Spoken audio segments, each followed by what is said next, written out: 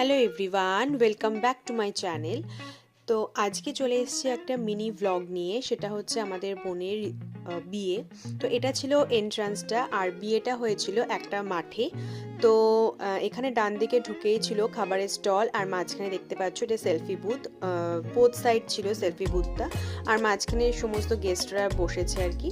তারপর দেখো এখানে ডান দিকে যেটা চলে এসছে এটা হচ্ছে স্টার্টার কাউন্টারে। এখানে ছিল চিকেন পকোড়া আর একটা স্পেশাল চাট। তো সেটা আমরা নিয়ে নিয়েছিলাম, আর ঠান্ডার মধ্যে বেশ ঝাল ঝাল চাট খেতে ভালো লাগছিল আর কি। তো তারপর দেখো লগ্ন যেহেতু তাড়াতাড়ি ছিল, তো বিয়েতে বোনরা তাড়াতাড়ি বসে গেছে। আর ডান দিকে আছে ভেজ কাউন্টার।